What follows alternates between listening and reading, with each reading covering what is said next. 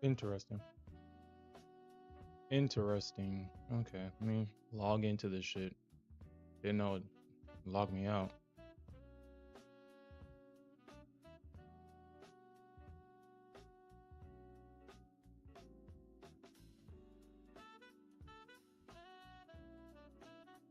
Okay.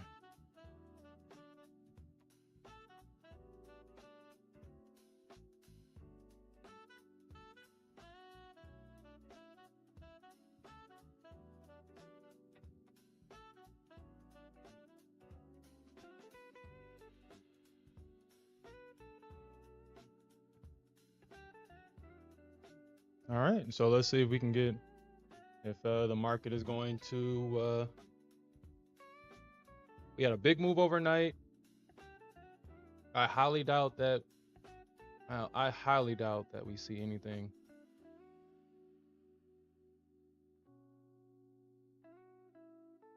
Bearish.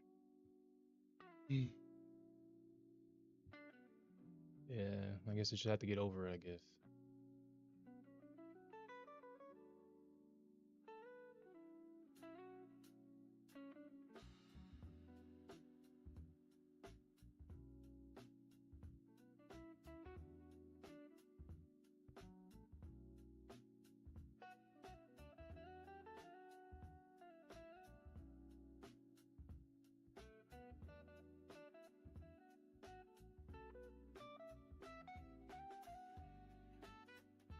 Yeah, I doubt that.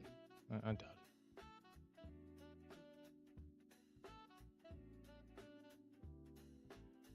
Yeah, I doubt that.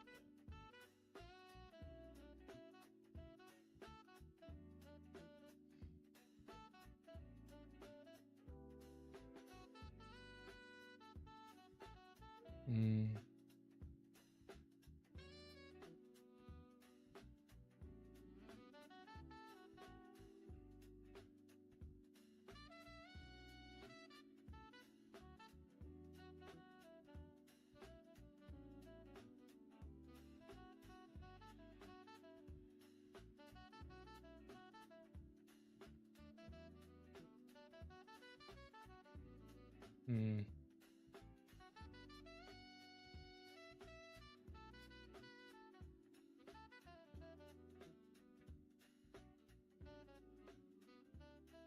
870,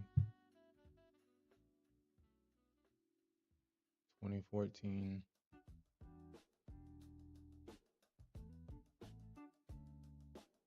Nine, four.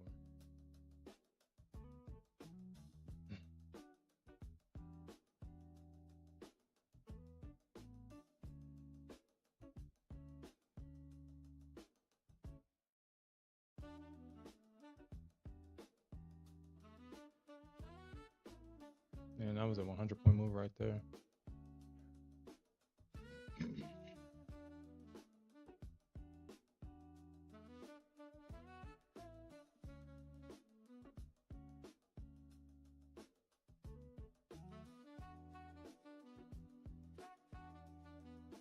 Man, like I said,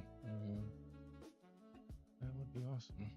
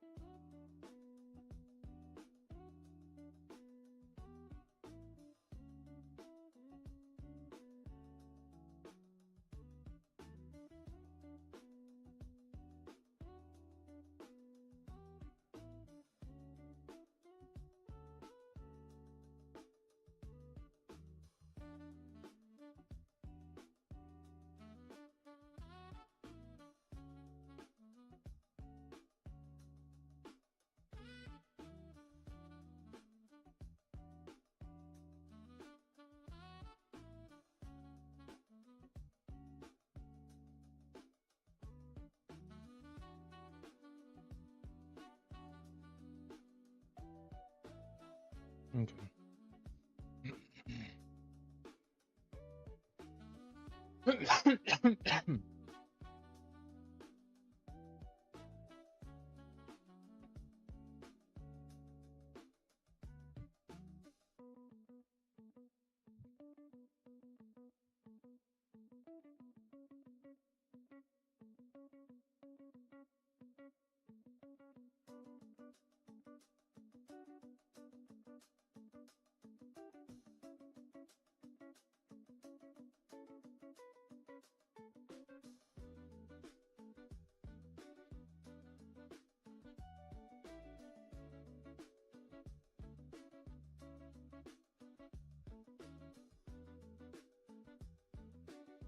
Okay.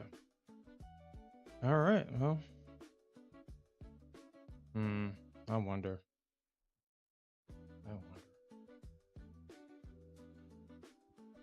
All right. So my plan here is I plan on getting in at this area just for a bounce. That's what I'm looking for. It's hard to miss a few things.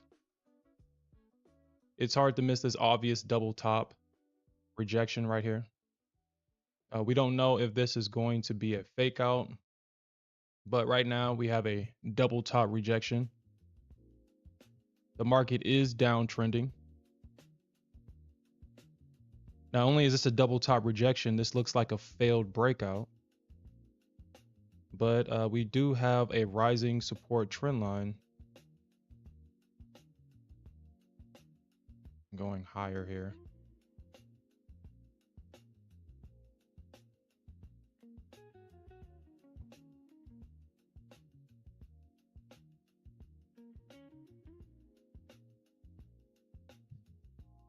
We have Nvidia earnings this evening after the bell. Let's take a look at that. If I can find my Discord.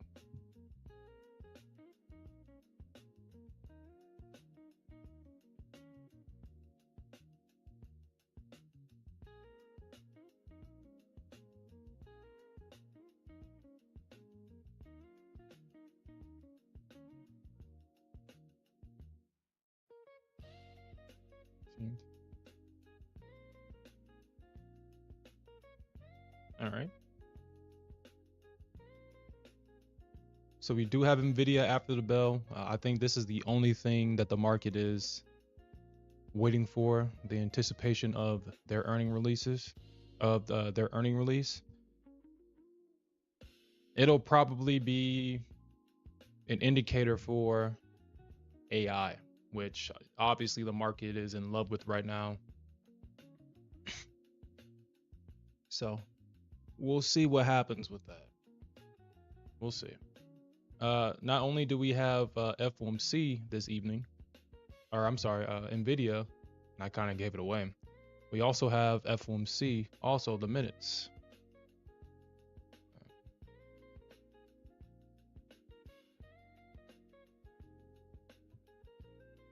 FX Street.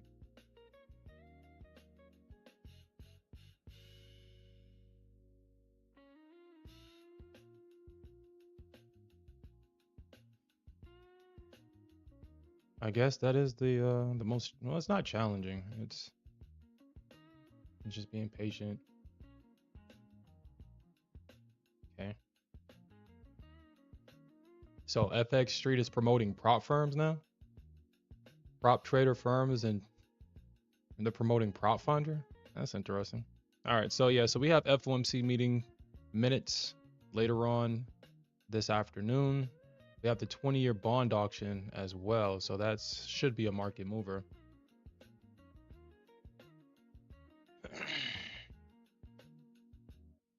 So we'll see if the market is going to break out above this high. Right now, I'll go down to a 5-minute. I want to mark out where the orb high and the orb low is. So right now, this is currently the orb high and the orb low.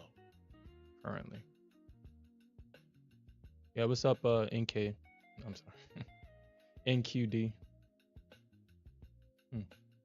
Said taking the risk is risky right now. 154.75.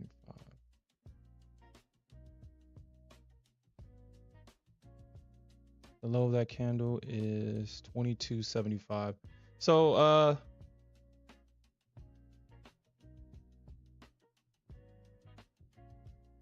right, so that's the orb high. This is the orb low. This is the 50% of that orb right now. If taking along is risky right now, we do have the double top rejection. So I mean that's kind of hard to ignore.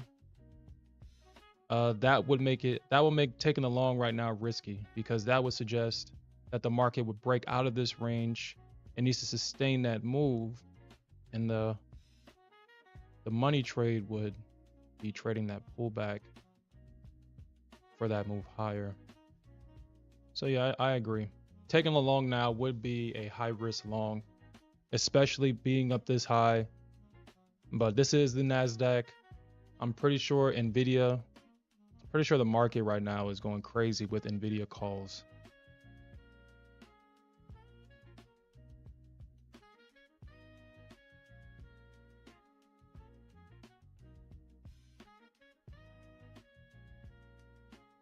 All right, so we'll see. Hopefully we don't get a choppy session. Hopefully the market decides what it wants to do. I mean, there were opportunities in this small little range right here, but as you said, it's high risk. We have this big move. It would be a gamble to get in long. I did consider taking the long at the bottom of that range at that long-term EMA. The 200 EMA is sloped up right now. And as you can see, the market just loved that level. So we could see a breakout here. We do have one more minute until the the orb is officially formed. And hopefully price doesn't play in this range. Hopefully we can just kind of move here.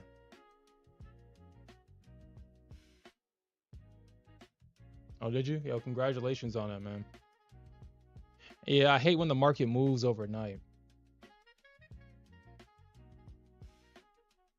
Because usually what I've seen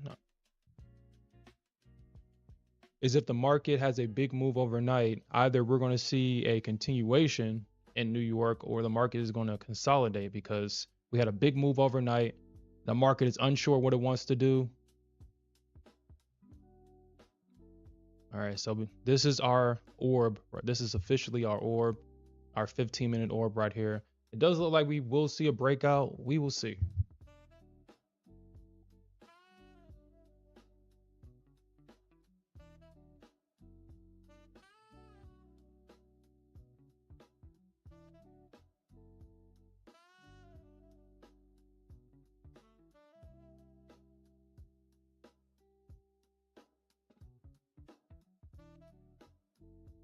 Yeah. And that is the correct mindset to have.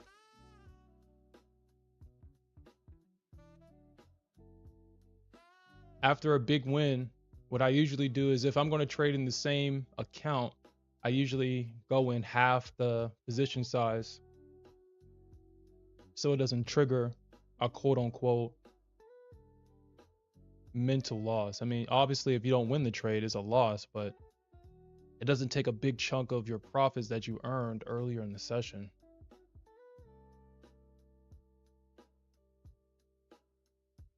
So I usually cut my size in half, or I just switch to a new account. Yeah. So it looks like you got risk management down packed. You know, a lot of traders don't implement that.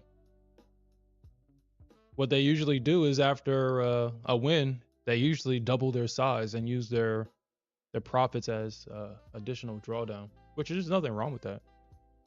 There's nothing wrong with that, but if that trade goes south, it definitely will trigger A revenge trade. All right, so there goes our orb breakout right there. We got the orb breakout. Now the question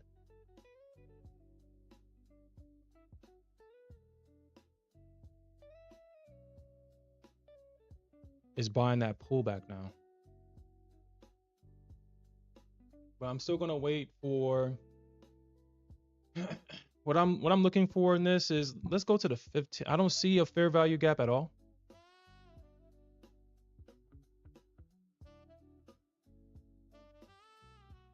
We see this big volume candle. There's no inefficiencies for the market to pull back into. So that's kind of what I'm waiting on. I'm waiting for like a 15-minute fair value gap. I don't see. Let me turn this indicator on because I'm not going to try to look for this in real time. I may miss it. Oh, wow. So it did look like the market actually did pull back into oh, shit. Damn. Interesting. So the market did pull back into a 15-minute fair value gap.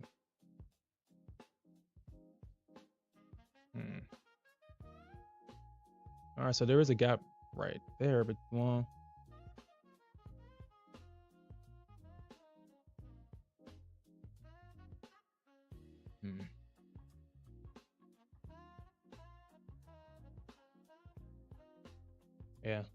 yeah, and I found myself doing that foolishness just way too often.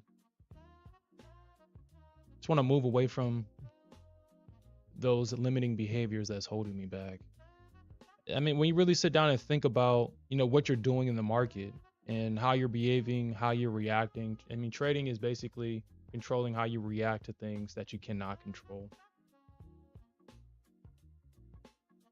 You really can't control how you feel.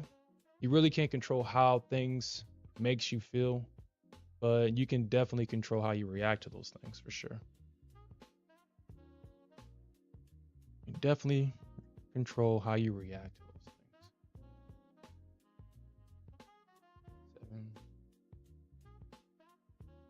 987.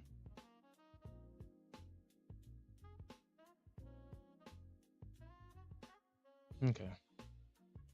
So if we come back to the 50% of this order block, I'm sorry. Well, of this opening range, and I see bullishness, I'll try for a long there. Hey, yo, what's up, Investor Z?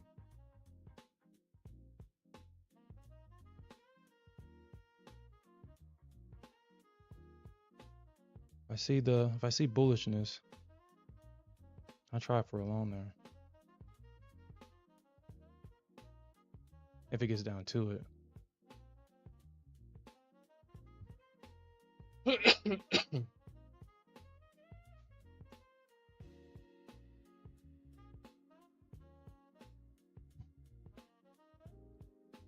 We did get a bounce.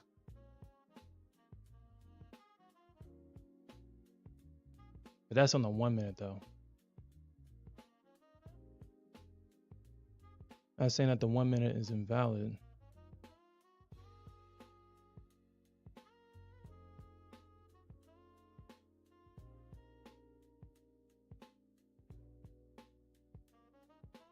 I wonder why they got the 5 minute before the 15. Like, why they got the 15 before the 5? It's kind of annoying.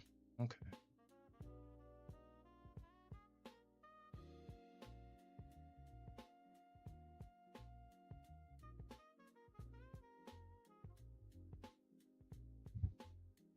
Stay engaged with the market. And so again, I'm looking for a reaction at this 50% of that range right there. We'll see what we get.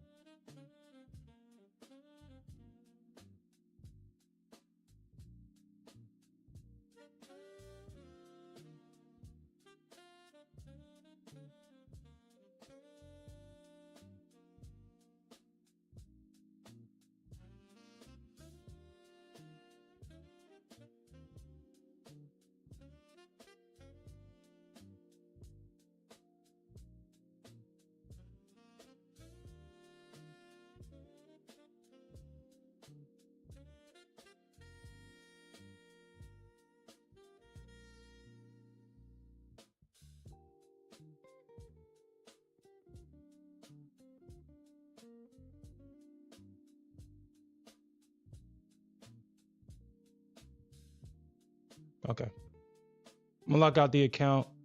I just locked in and payout. I gotta cut some more, but I just wanted to get that payout. All right, so we got a payout locked in. All right. So I locked out the account. I'll just request that payout later on today, but I'm glad that worked out. Okay, so we got the pressure off. We got the pressure of the trade off. Those last days for a payout is always a lot of pressure. What I did in this situation, I followed my plan. I do hate the fact that I could have got a little bit more in this, but I followed my plan. I was only looking for $200. Once I saw that I got the $200, I moved my stop right where I needed to be at, and I was able to lock in that payout. So,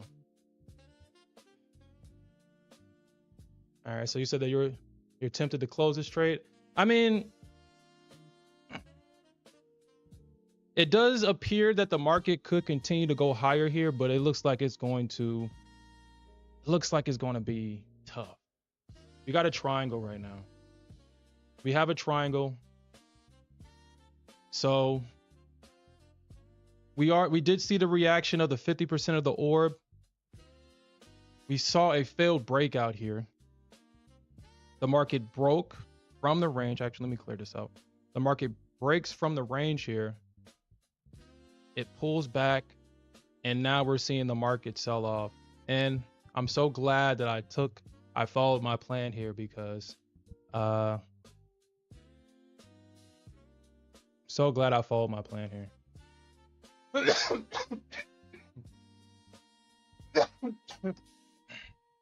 Because I don't know. I don't remember where I really got in at. I had a 31-point stop. I got in at the 50% of that. So no, I still would have been in this trade. It would have been close though. It would have been close. That would have been close. But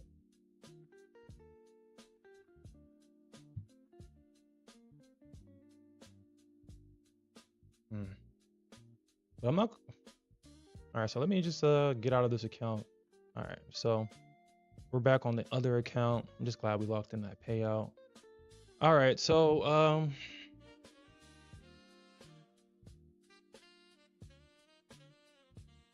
hopefully Top Step doesn't call me to live, because I've gotten more than 6 payouts from that account. They're small $1,000 payouts, but I've got more than 6 in that account.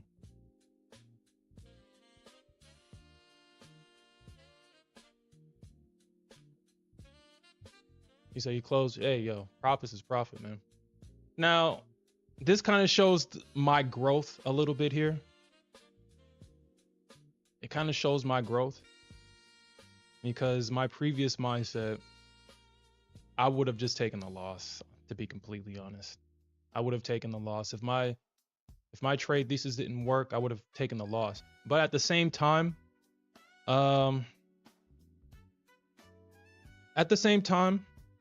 it really does depend on the type of trade. With the market being so high right now, and we're seeing the rejection from this double top, we're seeing price try to sell off from resistance. These types of trades right here, where I'm not trading a deep pullback, I won't be as stubborn. Excuse me. I won't be as stubborn in a trade like that, versus like if I got in like right here, the price pulls back into this area and we see a reaction. Oh, it's going to hit my target, or it's going to stop me out of the trade. Now, in this situation where I was just looking for a bounce for $200, I would have been more willing to get out of that trade if the market did what it just did before, where it wigged down, it almost stops me out, and it pushes back up the break even. In a situation like this, I probably would have taken a break even trade right there. I would have taken that break even trade for sure. So I think he did the right thing, because honestly, this looks more bearish than bullish. Overall, we do have a rising trend line, a rising support trend line. So we kind of have to respect the bulls until the bears breaks that trend line, pulls back, and defends that area for that big money trade right there. And this is when we shift into trusting in the bears until they fail, until the bulls break structure and we see them move back higher. So it's just really a game of, right now we have to give the bulls the benefit of the doubt. No matter how much bearish momentum that we see, we have to give them the benefit of the doubt until the bears prove that they're actually stepping up to the plate and they break structure to the downside and they hold the pullback. So we have to give the bulls the benefit of the doubt. And yesterday was a really great example of giving the market the benefit of the doubt, because I fought this, and in hindsight I shouldn't have, but I did anyway. Look how many times the bears failed to sell this thing down before they finally got stopped out of their position and they fueled this market higher. You know that this was a fake move, because right after the market pushed higher, when the market pulled back, we didn't see a retest of the high. We started seeing the market systematically making higher or lower highs and lower lows as it went down.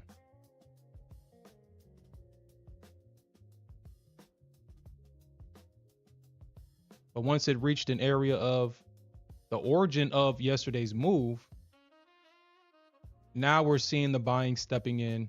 Now we see the two-legged pullbacks. Now we see the market trending. And it's now in a bullish channel. So we'll see. Let's look at our higher time frames and see if there's any like fair value gaps or anything. So we got a big indecision candle on the hourly. Wow, that's very telling. A big indecision candle on the hourly. The market doesn't know where it wants to go. That looks like a textbook doji candle. That looks like the wicks are of equal size and the body is literally in the middle. That looks like a textbook doji. This is how you know that the market is being dominated by algos and stuff like that, that have mathematical instruction sets that they execute every day, which is what I guess you would call it, a macro. And that's a term. Actually, I know what it means, but I don't know how to, I want to properly define it.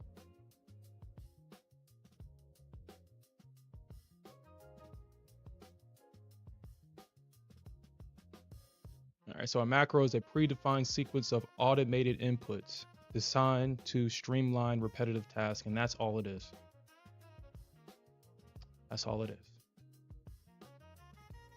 All right. So we got that indecision candle on the hourly. It looks like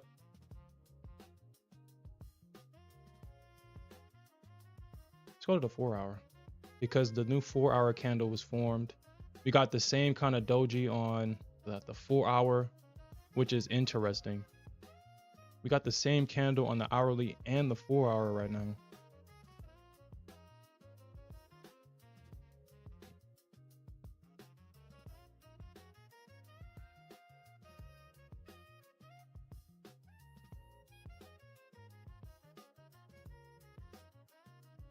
All right, so 29.17.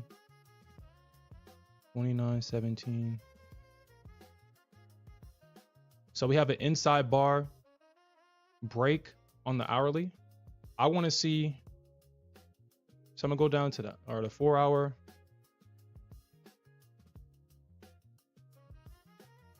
So if you took that inside bar on the 4-hour, let me actually go down to like the 3-minute. Wow, look at that. So if you took that inside bar candle break on the hourly, so it triggers you into the position. So the entry would have been, so the high of that candle was around 17 points. The entry would have been 1 point above that. Price pulls back. Oh wow, this thing would have probably stopped you out depending on how big your stop is.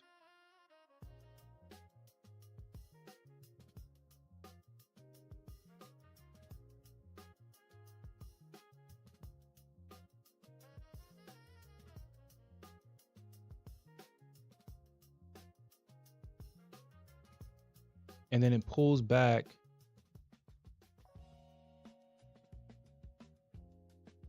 to 83.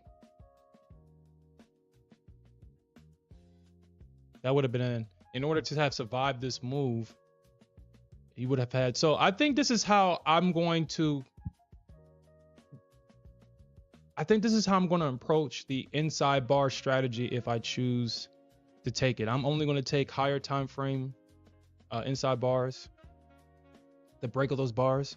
So what I'm going to do is the first time the market breaks out from that bar, which is every candle represents a range. Every time it breaks out, I'm going to make sure if it pulls back to the EMA.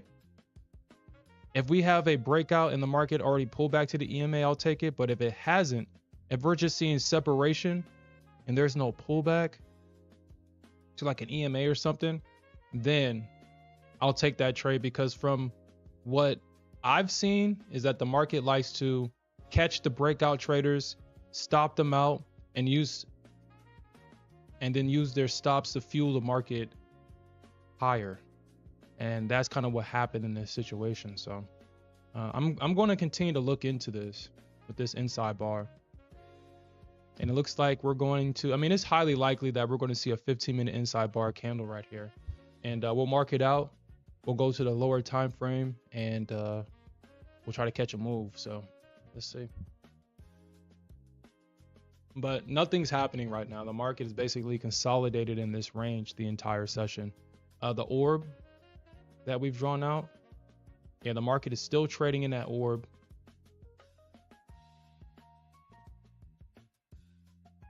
Man, I'm so glad I followed my plan here. So glad.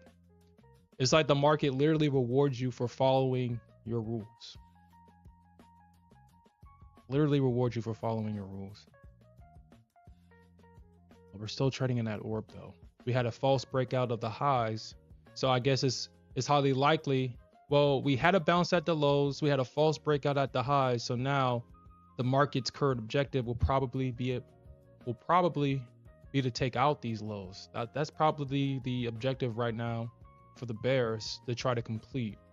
And if they do complete it, I mean, I'm still wanting a trade down here.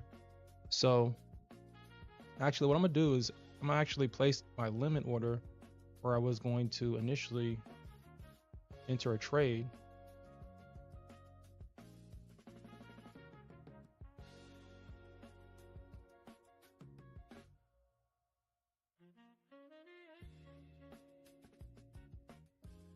All right, so this is where I'm looking to participate in a potential move higher. We'll see if this is what we get.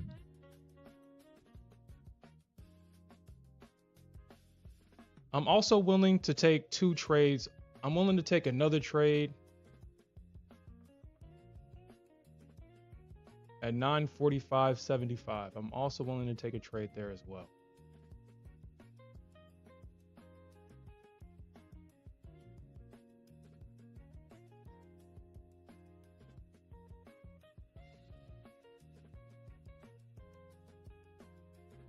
All right, so those are two areas of interest that I want to participate. I mean, we do have these 15-minute fair value gaps.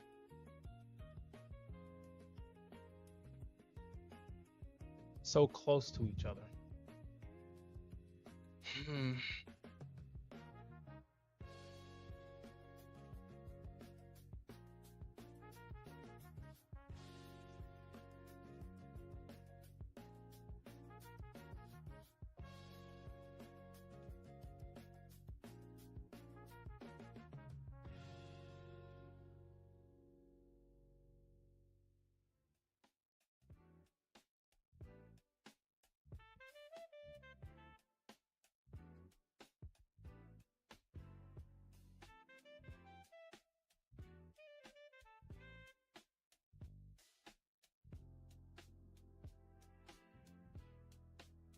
I'm not playing that game. Oh shit.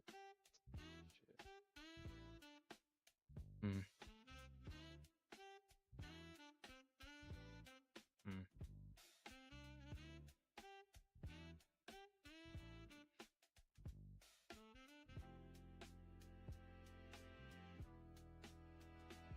We could potentially. I didn't see that.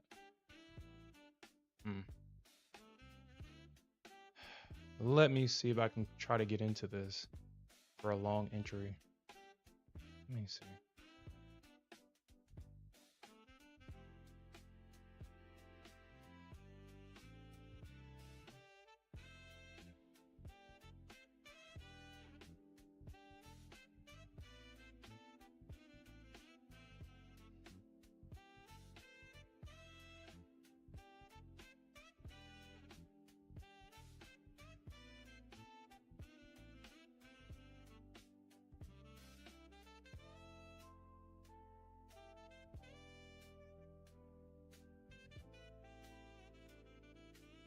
Hmm.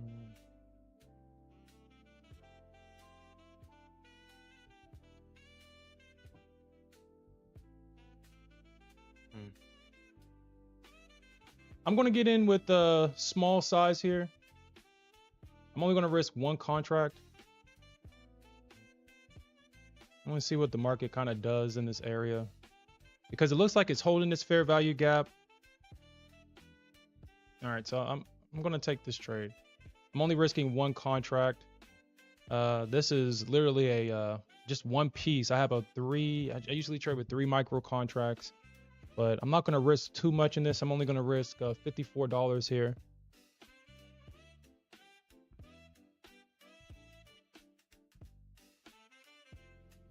I'm not entirely confident right now with this move, but I do see that the market kind of made this low right here that broke structure to the upside.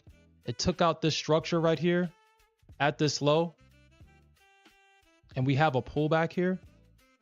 And this is my strategy right here. Just a break and spreading the pullback. But I'm not entirely confident. That's why. Okay. All right. So that's not too bad. Hmm.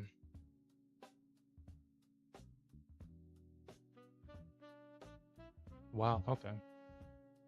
I see that the 1 minute made a fair value gap on, and that's the. Looks like the market is rejecting this fair value gap right here.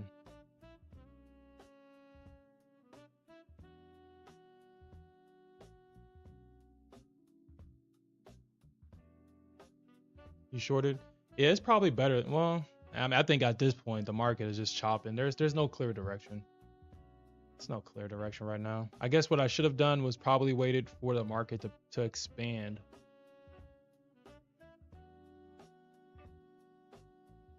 But where are you targeting?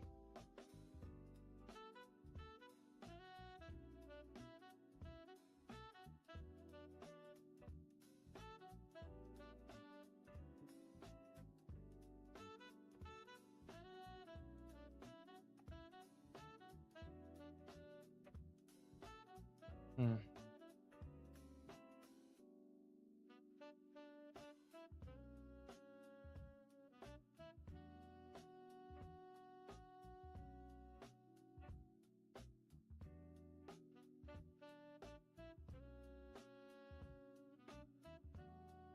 Wow, that's a big trade. That's a really big trade. So you're targeting those lows basically. The close to the low of this move. Oh, you trade CFDs? Okay.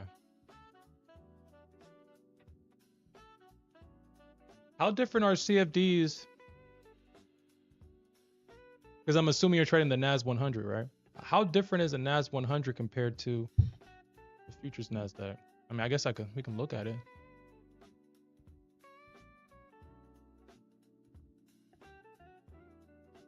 28,923. Oh wow. Oh, okay. Well, yeah. Yeah. Hmm. That's interesting. We got a fair value gap on the CFD versus it on the futures. Mm. Yeah, it looks like the price action is identical.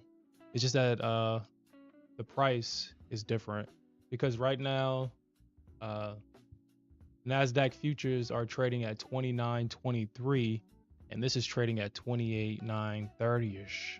But the price action is very similar for sure, yeah. It's the same price action. So I mean basically we already had the market structure shift.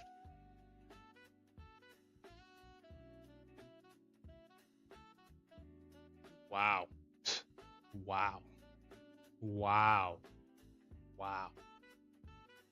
All right. So it just took out that fair value gap. That's why we got that big break to the upside. It took out that fair value gap just now. I was wondering if it was going to react at that level. Let me show y'all guys what I'm talking about.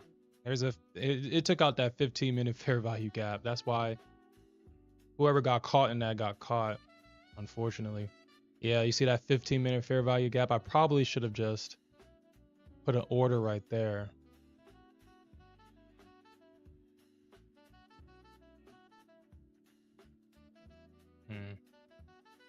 And it was a VWAP bounce. It looks like it also bounced at the 100 EMA as well. Sometimes that 100 EMA is legit, and sometimes it's just there. Alfred suggested that EMA a long time ago. I just finally put it on my chart and did some back testing since I'm now trading a time-based chart. And I see that the market reacts to it here and there.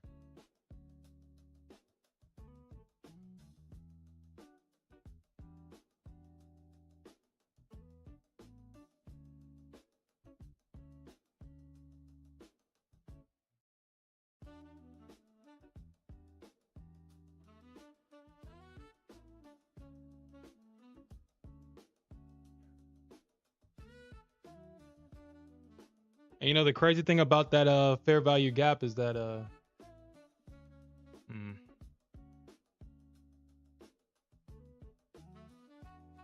it was in premium. This impulsive leg, actually, well, technically, it was in premium. It was kind of hovering above the 50% of, because if you measure this move from top to bottom, oh look at that order block right there. Look at that. Actually, let me see if let me look at this. Let me look at this.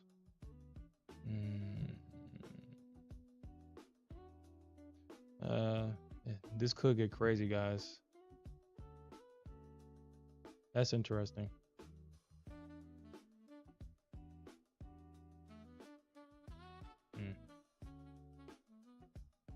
All right, so let me turn this off because I don't want to see this. I'm getting into the habit of drawing my own order blocks. It didn't pick this one up though, which is interesting.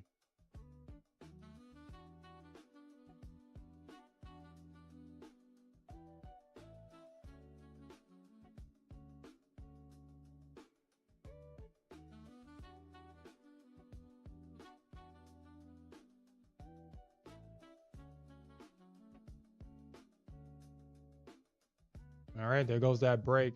Man, wow. Okay. So we got the break from a fair value gap. 15-minute fair value gap. If that was a news candle? Ah, wow. Hey, what's up, Santiago? The Pakistani army leader may visit Iran tomorrow to announce the final version of the agreement text. Nice. Yeah, DT1, shit, sorry. I mean, I know you was in that short. That probably stopped you out. Yeah. Yeah.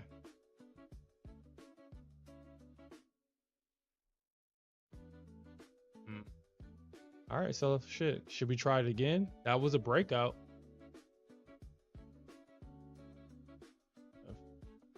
That was a breakout. 1R. One. Yeah, I definitely agree with that. I did cut my position size because of all this chop that we're experiencing.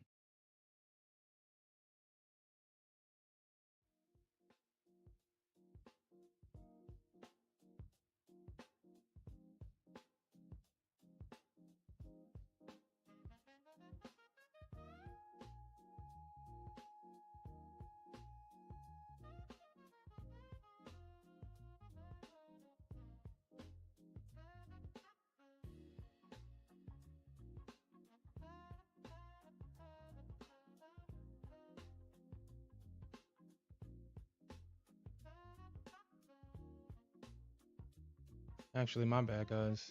I didn't have the correct. This is the Asia session account.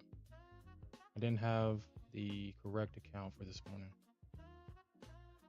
You know, honestly, I think I might I'll probably grab me a couple more TPT accounts and I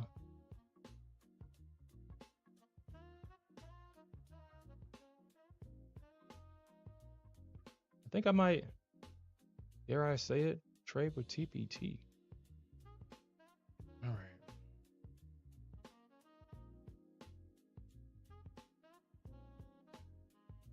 I think what I probably do is that, I mean, it kills two birds with one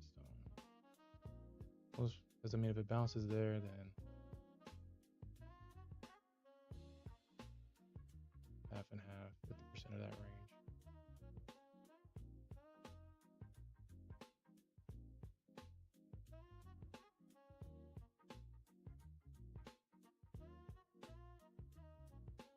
Okay.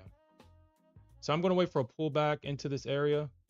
If we see the pullback, I'm going to get in at 66. Full position size here. That obviously, that left so many.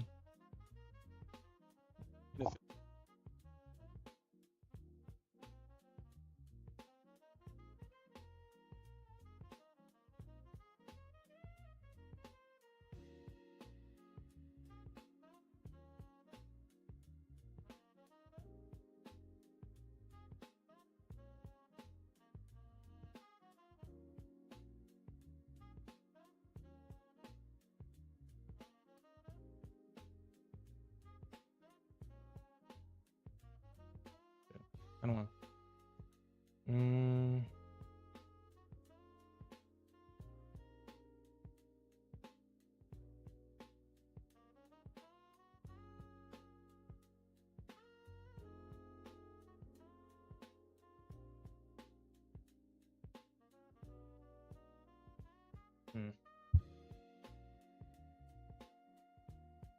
Where's the 50% of that gap?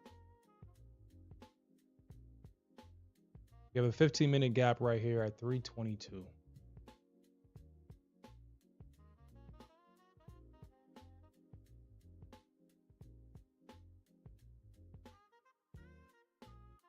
And it looks like price may attempt to visit that area, especially if we see the market continue up.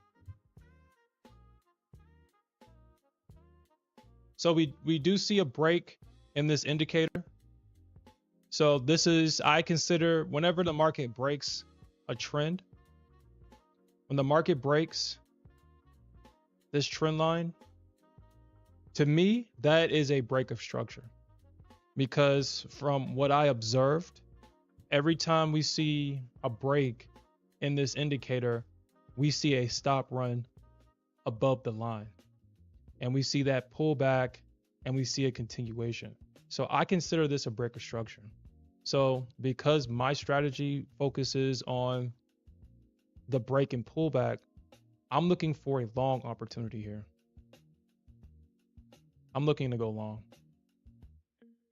See, we got this pull right here. It looks like the market, I wasn't paying attention to this. I should have been paying attention to Bookmap. I wasn't.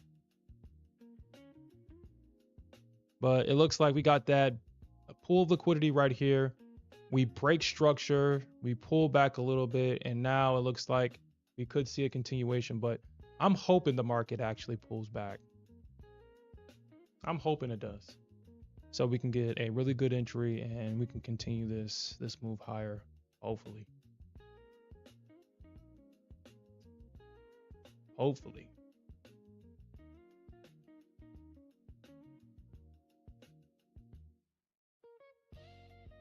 $291, huh?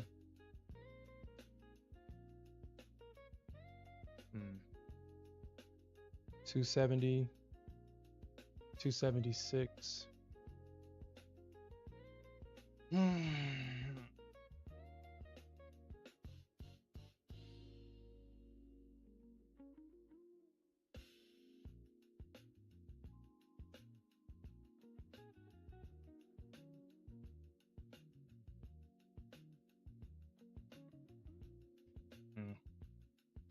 Yeah, there's no way I would short that candle. There's no way. I wouldn't short this, guys. That would be, I mean, if it works, it would still be stressful. That would be a stressful short, even if it works. So I'm just gonna turn this off. When I turn this off, I don't want too much stuff on this. I want to try to keep it as clean as possible. Technically, this would be our order block right here.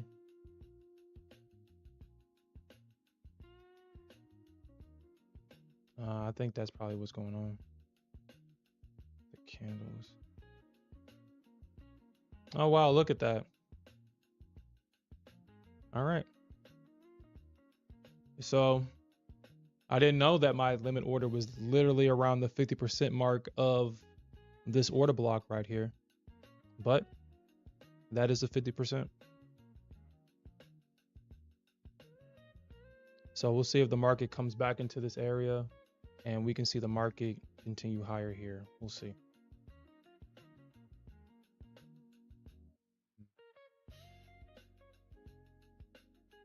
You say you've been short?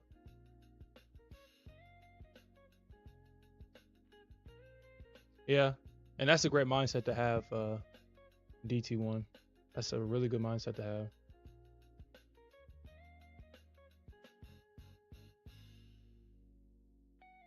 Because we made profits on the day. We don't want to give back all of our profits.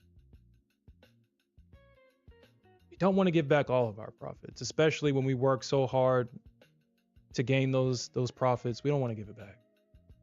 You made a small profit? Congratulations on that, man.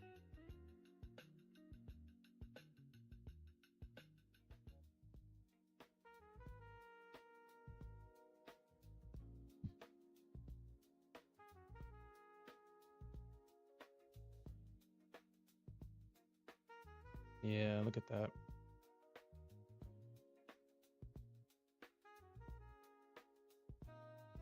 We'll see if the bears try to come in right here.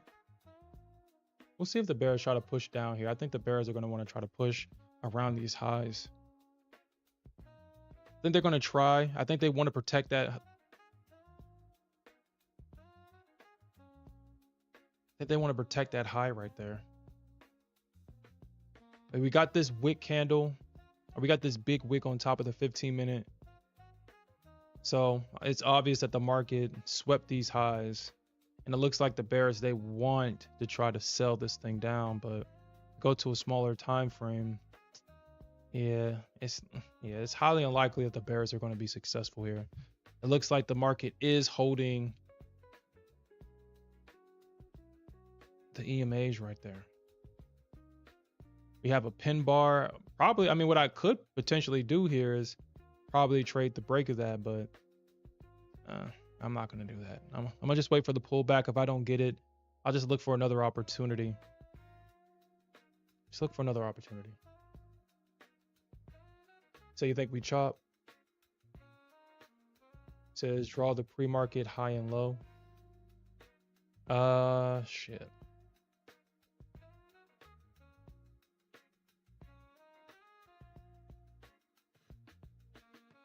And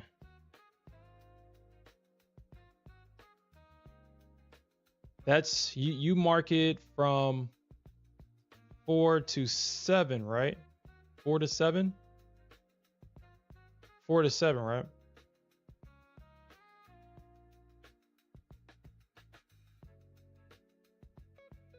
Oh, 4 to 9. Okay. All right. I almost got it. All right. So that's 4. And 929 would be somewhere right here. So this would be the high. And that would be the high right there.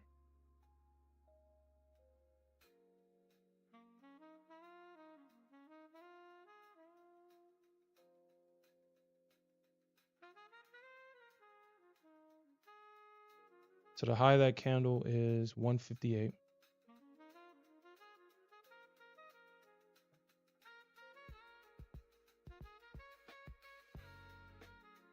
Yeah, there goes that breakout right there.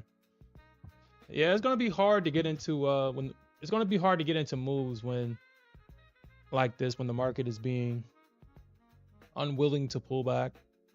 So we can participate in these moves safely.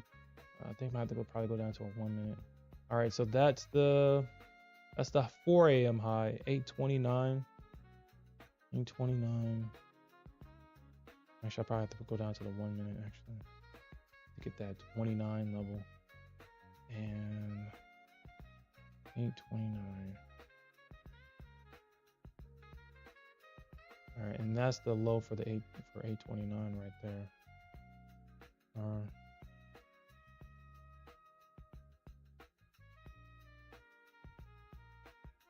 right, so the low of that candle is 29.55.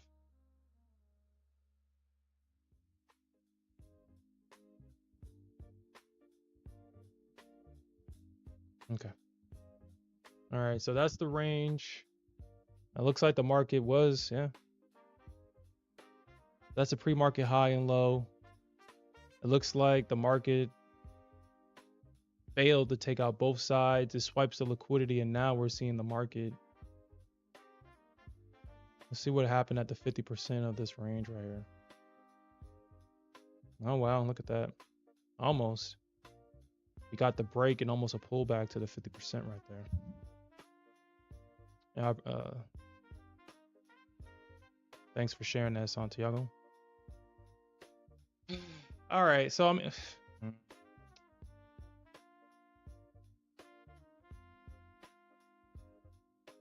are you still short this? I'm surprised. You're still short?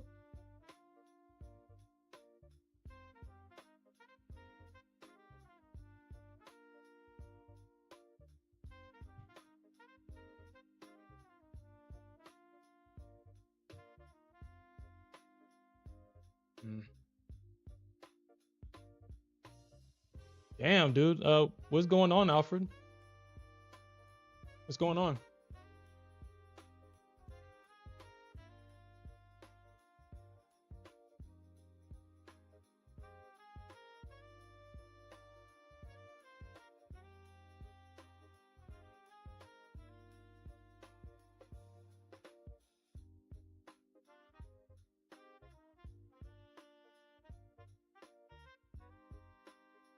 Yeah.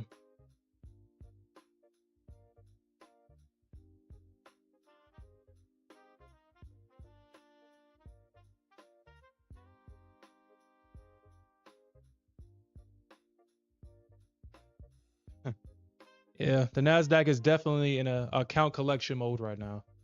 And looks like we have a fair value gap right here. So this is a good area where we can wait for the market to kind of pull back to.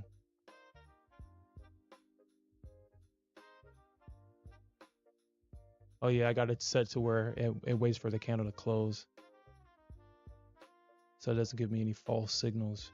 But I'm pretty sure that's gonna be a fair value gap right there. I probably should put like a bar timer indicator on this, but I'm not going to.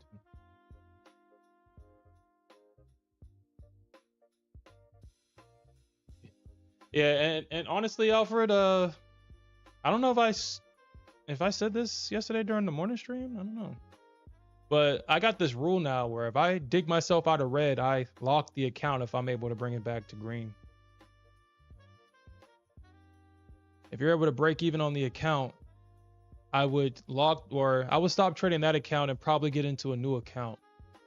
Because right now,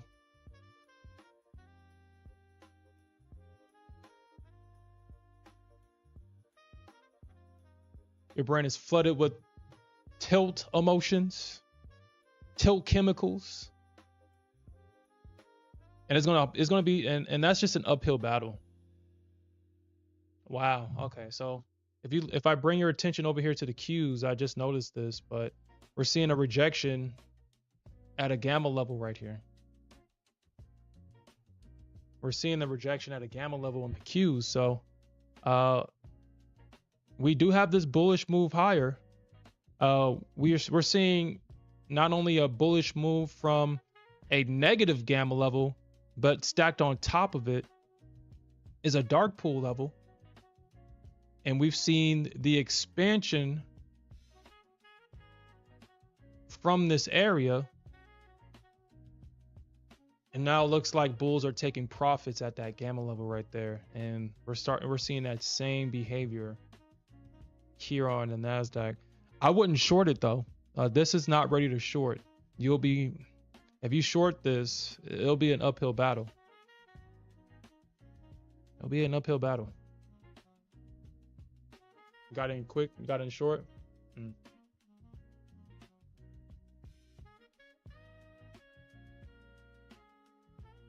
Oh shit, man. That's unfortunate that happened, man. You got caught in this back and forth.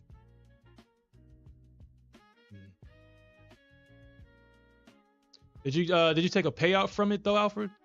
And I know it sucks to lose a TPT account with those daily payouts. I know that sucks, but I mean, if you're gonna turn lead into gold here, if you've taken a payout from that account, it served its purpose. It served the purpose. It got you paid. Oh, you just got it this morning? Okay. Yeah, no payouts yet. It's just a blocker right now, man. It's just a roadblock that you have to get over. It's just a roadblock at this point. Shit, TPTs. I mean, I know it sucks to. I mean, either you have the the resets are 50% off as well. Not saying that you should get one, but at least the resets are cheaper. If I read the email correctly, don't quote me. If the resets are 50% off too, that's a plus. The evals are 50% off this week. I think it ends this week. But I think TPT made so much money. They got a new influx of customers. They have new money coming in. This might actually be their new. They might actually run this 50% off more often. That's my assumption. I'm assuming here. I don't know TPT. I don't mind their business. But what I do know is if a business extends a sale, that means that they've got more money than they expected, and it would just be foolish of them to. That means that this sale, they made more money in this sale than they usually make. So they're running this sale an additional week to make more money. And based on how much more sales they're getting and how much more money that they've had, we'll probably see this sale more often.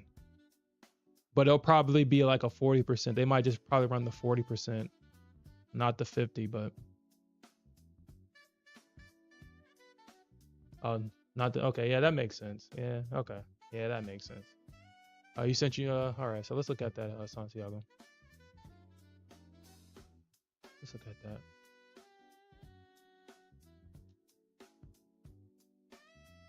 All right, so Santiago shared his short. All right, so he's up 400. Oh wow. Santiago said go big or go home. Go big or are these micros or okay, these are micros. Okay, so this is basically a mini. All right, so he's in one mini contract. He's up $445 on the short.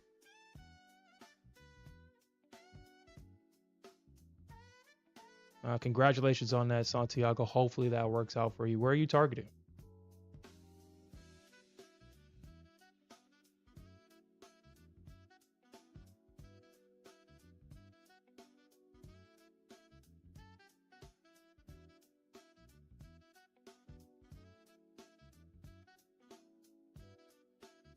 Oh, you got out at the pre-market high? Okay.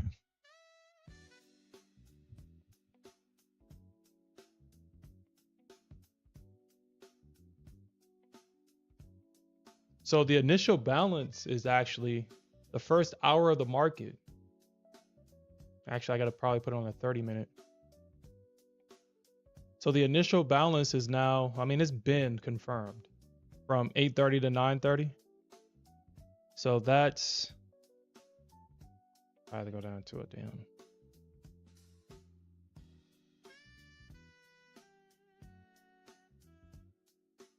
That's a 5-minute. Okay. So we have the initial balance high right there. And then we have the initial balance. Okay, so that would be the low right there. Okay. So that's the initial balance right there. Let's make sure that it's accurate as possible. The high of that candle is 63.25.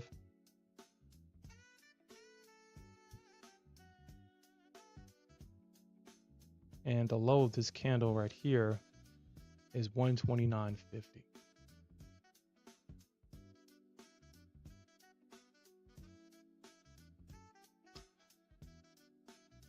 Sometimes I forget. All right, so the low of that candle is 29.8, actually, not 129.50. And the high of this candle is 33.50.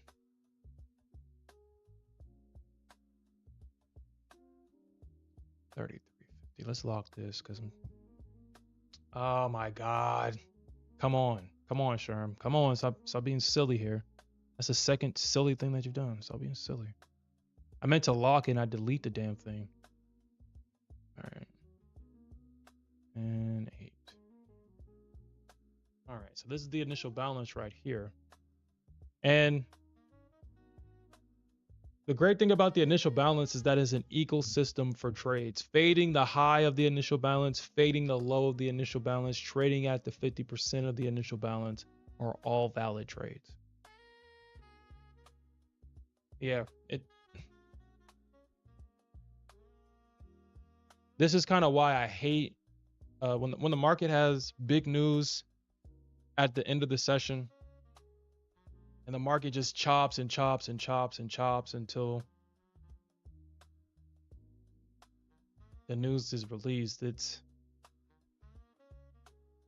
market can be unbearable. Oh yeah, you're right. Yeah, I appreciate that. I forgot about that. You're absolutely right. Hey, what's up, Z? What's up?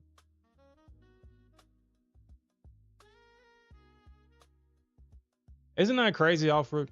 Because that's, I mean, the accuracy in that is just, it's insane. But I think I was looking at this last night. I was looking at the charts last night. And I was looking at some more inside bars on the 15-minute to see if that can be potentially a trade that we take.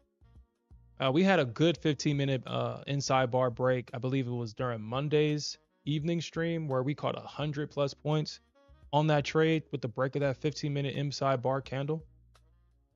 And I was looking at that, and what I see a lot, like let's just say like we mark out this line. I mean, we showed it earlier in the stream, but don't mind showing it again.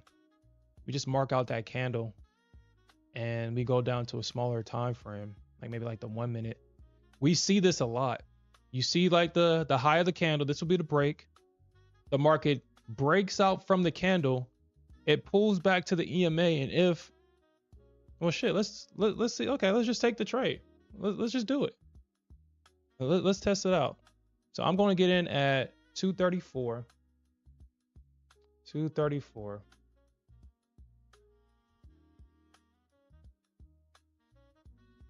I'm going to put a buy stop right there. And shit, let's test it out. Because I've seen the market, it'll make that high, that inside bar. Actually, is this an inside bar? It's not even an inside bar. Never mind. It's not even an inside bar. But if it was an inside bar, let me cancel this. Well, this is the initial balance. This will be the break of the initial balance. So I'll leave this up here. We'll test it out. I don't mind. Actually, I do mind. We'll do this in another account that I haven't started putting work in. Let me look at this real quick. I think I started putting a lot of work into a lot of these accounts so far. That account's gone. That account's gone. Well, okay, fine. I'll do it on this account. if we get it.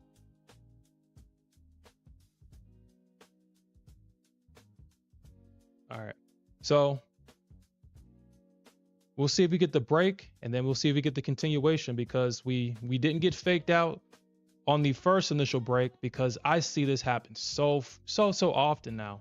It pulls back to the EMA, and then we should get a break here. Should. So let's test it out. Should.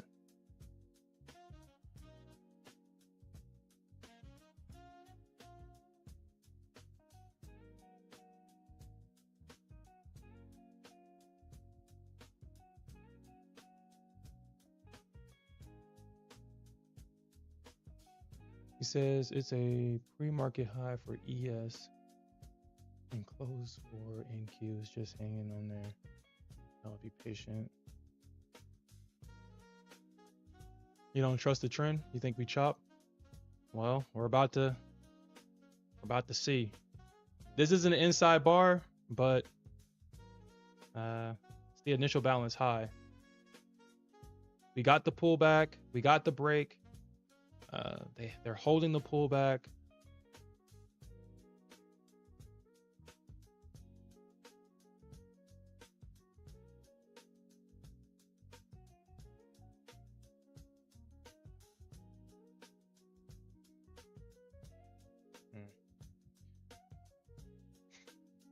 All right, so this is something that I will do here. I don't like the fact that my stop is right there at that. No, AQ, you're such a bitch. Oh my God. Oh, NQ, you're such a bitch.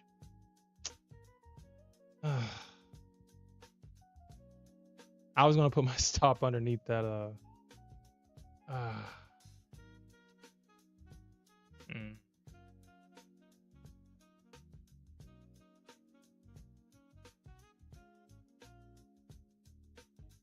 I was gonna move my stop underneath this candle because I didn't want it to pull back to the 21 EMA and then potentially bounce here like it's doing now.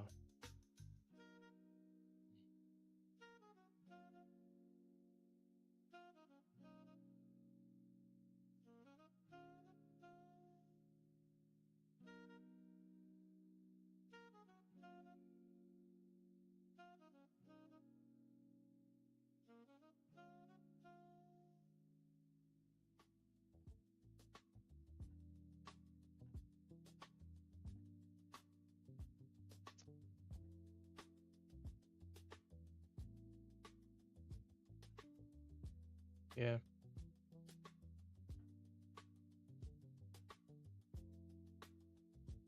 Yeah, I agree.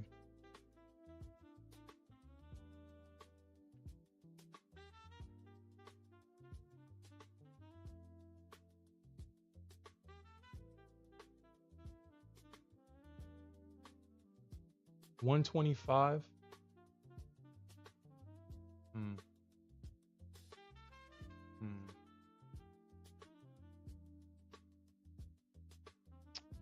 125, huh? So this is the 50% of the initial balance. I don't want to make the same mistake that I made yesterday. We had the 21 EMA on the 15-minute line up with the 50% of the range, and I passed on that trade and I regretted it. I didn't revenge trade. Actually, maybe I did revenge trade trying to short the market. Maybe that could be considered a revenge trade.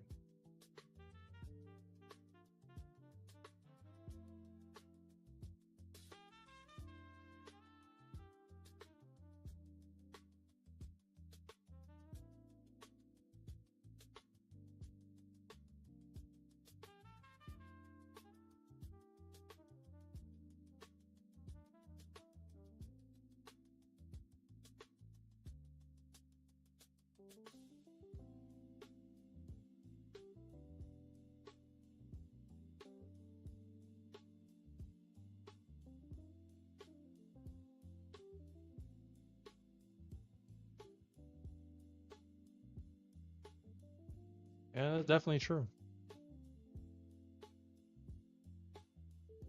Interesting.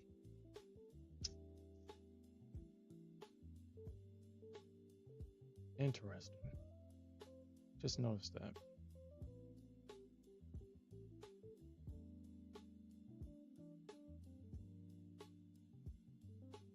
I mean, I doubt it though, you know. Doubt it.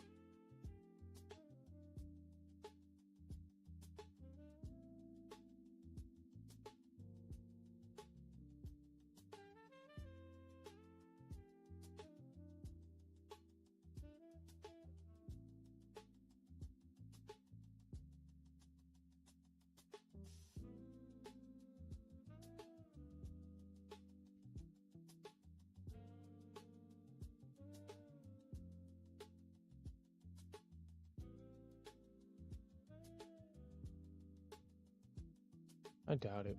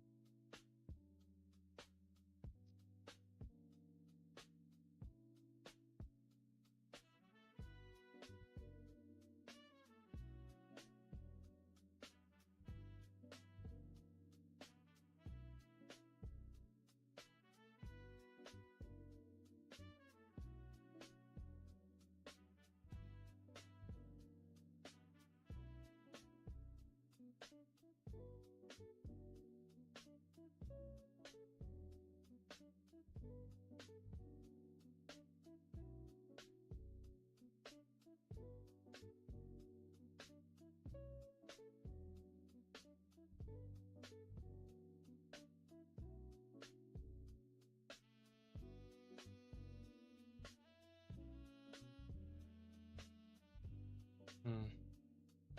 And definitely stop there. 258.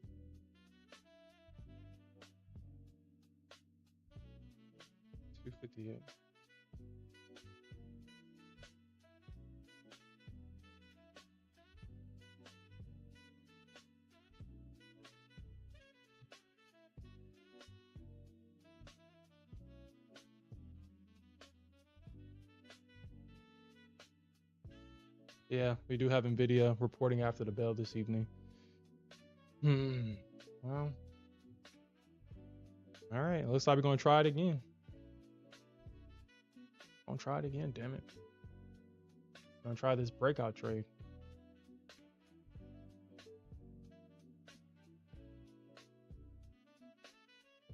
I mean, a good thing about buy stops, even though buy stops are very aggressive,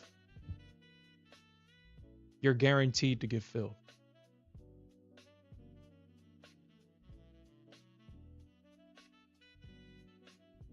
All right, so we're in at the same area. We're looking for the break of the initial balance high here. Let's see if we get it without any foolishness. Because the Nasdaq definitely has been on one.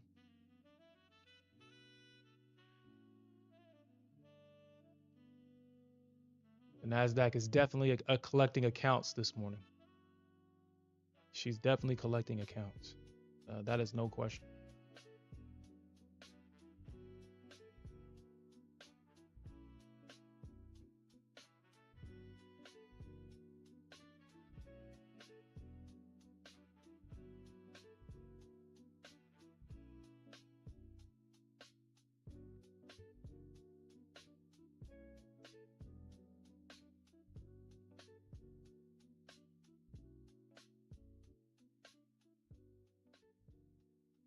I mean, so far, so good. So far, so good. It looks like we'll probably see a breakout here.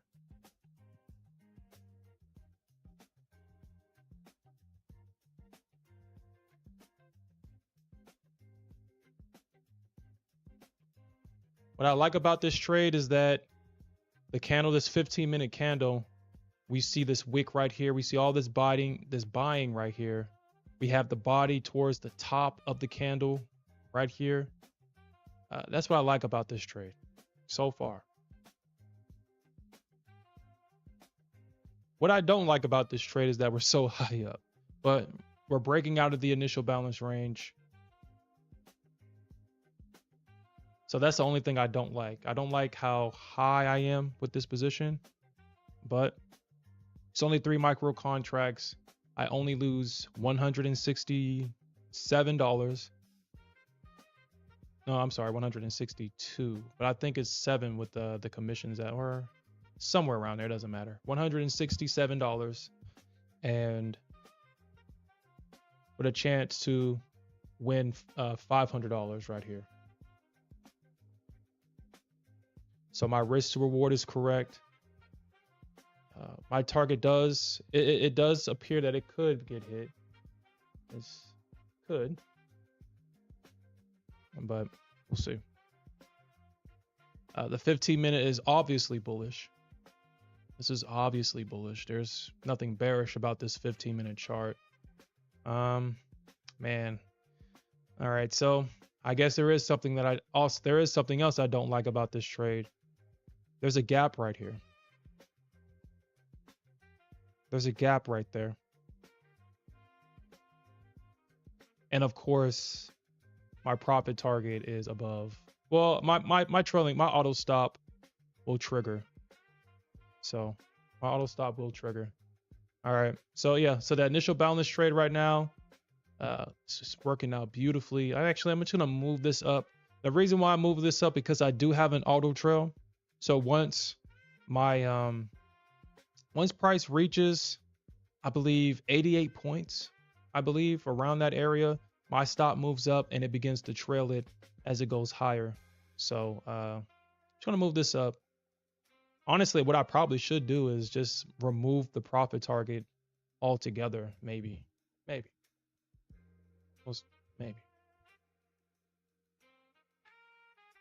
And just let the auto trail do the work, but there's no point changing it, I guess.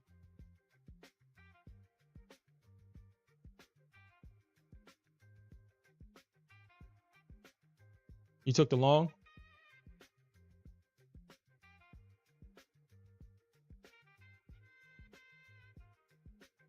Yeah, the Nasdaq has been challenging lately.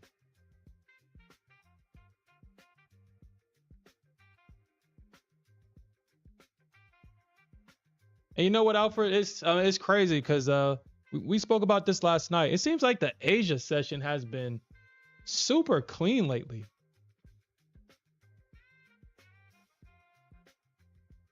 The Asia session has been super clean. I guess they figured since Alfred's not trading the Asia session, it was like, okay, he's not trading it.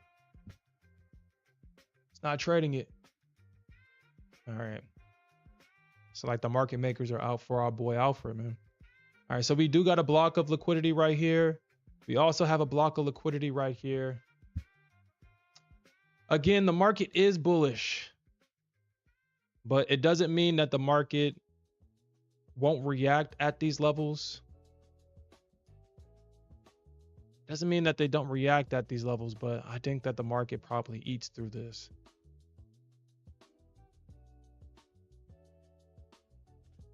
If you look at the current order book right here, you can see that all the buying is right there. You can see that the market is buying. You can just see it right here. You can see that. Yeah, look at that. Look at that right there. Just getting eaten through. The bulls are obviously in control here. We see that the CVD is well over 10,000. We can just look at the trend right here. So it's definitely bullish. And right now, the market is using the bears to fuel this market right now. Look how these bears got absorbed right here. All these bears got absorbed by all these aggressive buyers. And we'll see what happens at this psychological level with the Nasdaq.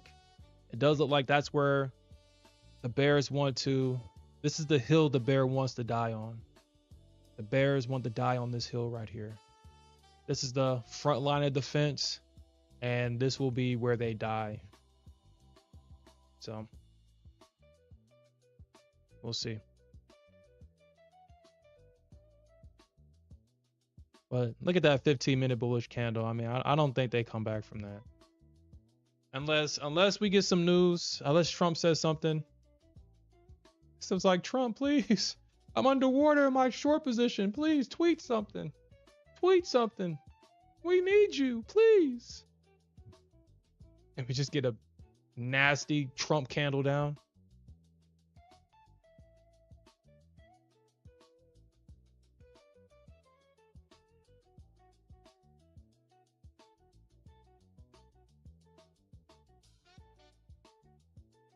Yeah, Alfred, I would definitely take a break, take a breather. Try not to hop into any of your other accounts and try to brute force your way, because it's not going to work. But I understand that. I understand where you're going through. I understand. I mean, we're all traders. We all understand. For whatever reason, we don't feel vindicated unless we blow up accounts, we tilt buy accounts, the total opposite of the behaviors that will make us successful and to keep us successful consistently long term. For whatever reason, it's human nature just to crash out for whatever reason. It just feels so good to crash out, even though when the dust settles after the crash out and we look at all the destruction, we're like, damn, I wish I didn't do that. It's crazy. Crazy being human sometimes.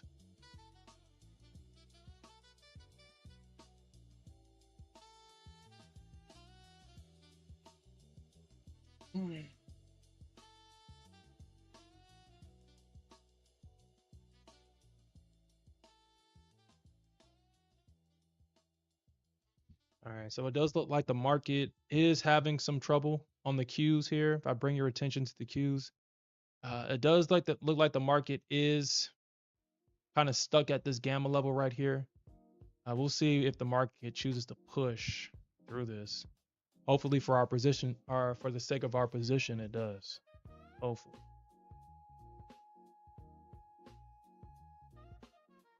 Okay.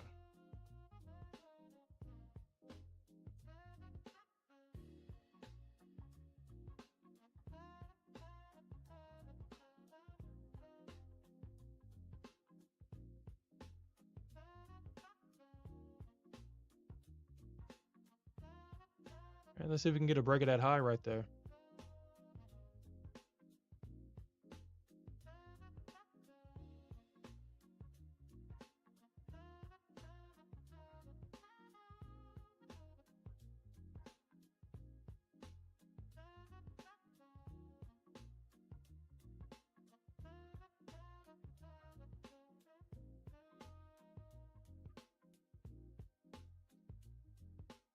Okay.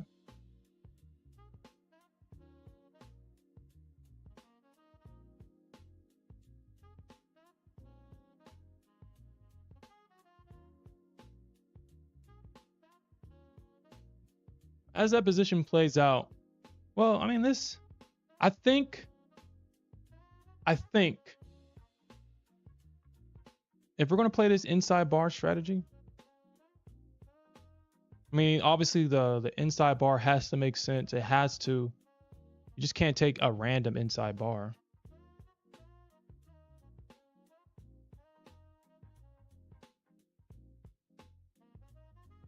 $16.25.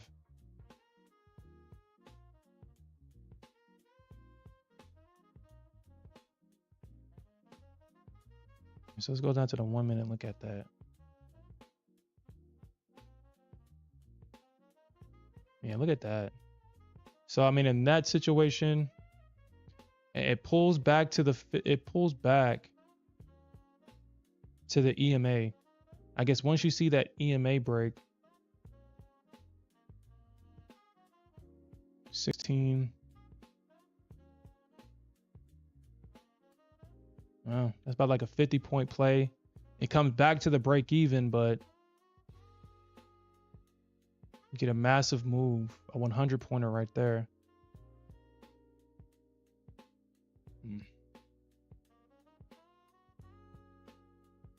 Wow.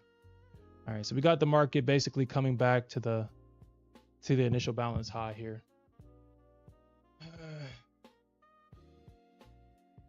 Oh.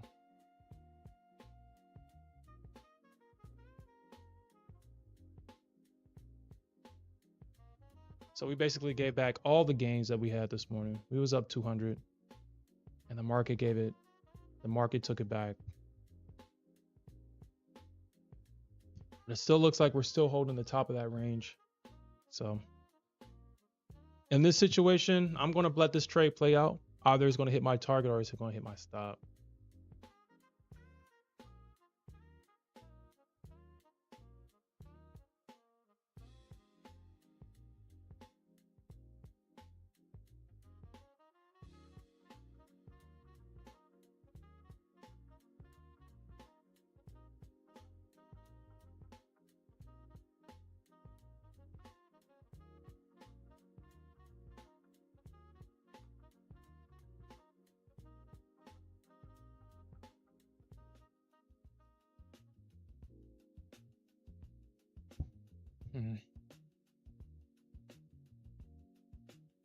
There is a fair value gap right here, though.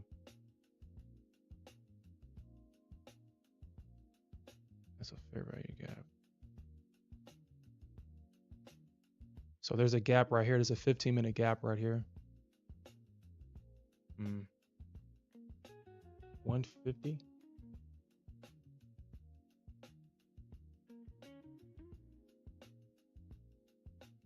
$29,150.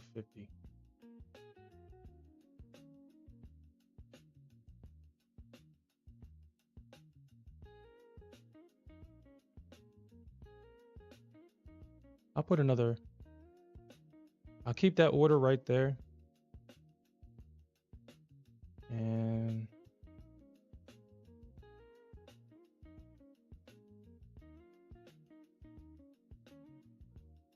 because obviously that's no longer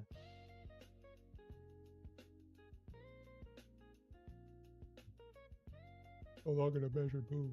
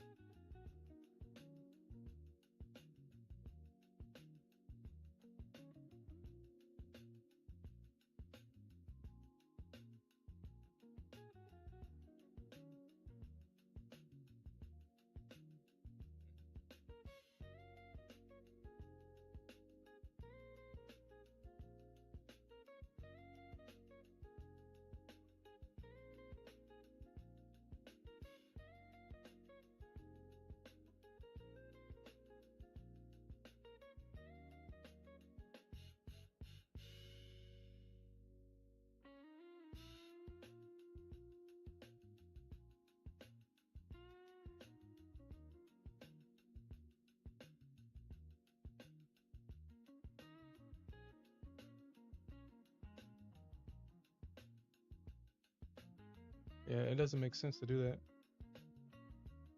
You're gonna game theory it. It doesn't make sense.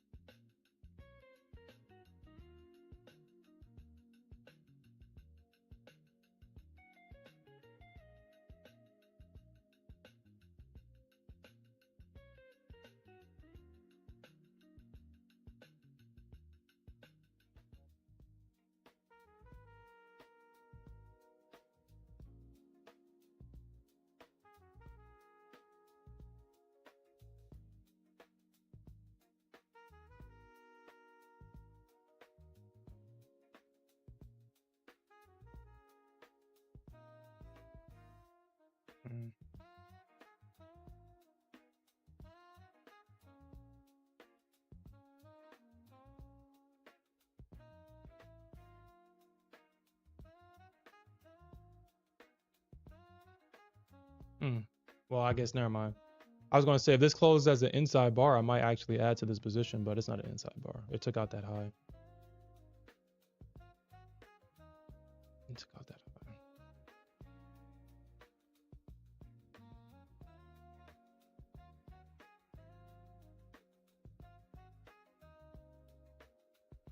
That's interesting. You have no inside bars. All right. 4 hour looks bullish. 1 hour, obviously. Okay.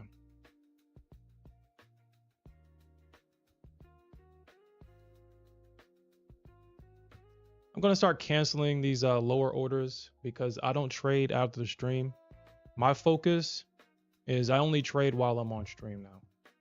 If I didn't trade during the Asia session, I probably wouldn't trade the Asia session. I would allow the Asia session to set up, and I would try to find opportunities in the New York session from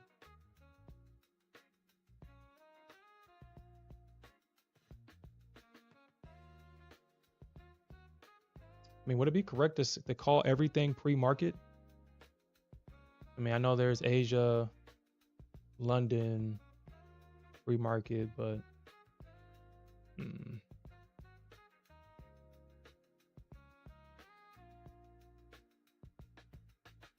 so I guess I'll just use the term overnight. That would encompass everything. So if I didn't have an evening stream, I wouldn't trade Asia, and I would let the price action, the structure set up overnight, and I would solely focus on the New York session. And what that does is obviously what it suggests. It just allows me to focus on one session. I can look for one setup. What I'm looking for is obviously the break and pullback.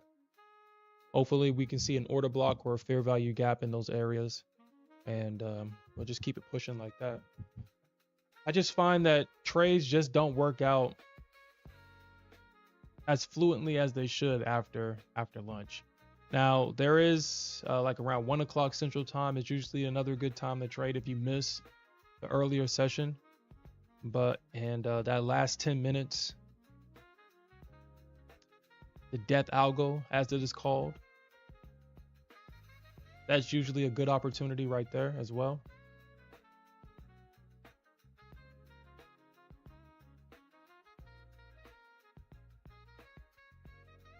But just focusing on one session actually frees up my mind. I stop thinking about the market and allows me to focus on other things. I'm so glad that I've implemented this, because now when I come to the markets or when I sit in front of my desk, I have a clear mind. The only thing I have to worry about is, man, if I was trading during this situation, I may or may not have gotten caught. Because like I said, after like this right here, if I didn't trade this, if I just pulled all of my orders and just stepped away, because I left those orders on the chart and they both got ran through. But if I pulled those orders, I wouldn't have gotten caught in none of this bullshit right here.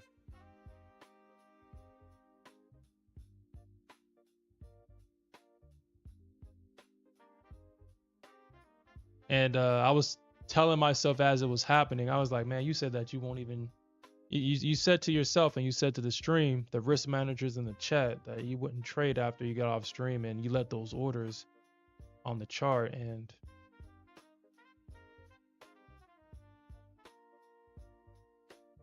they ended up being losers, and I lost the account because of it.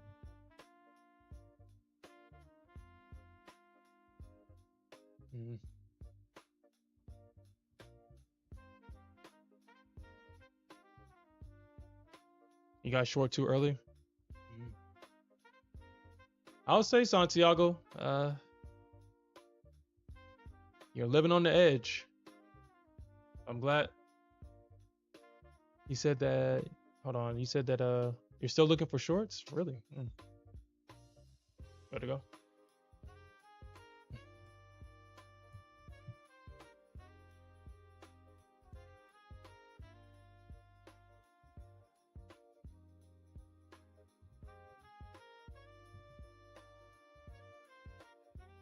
Anyway.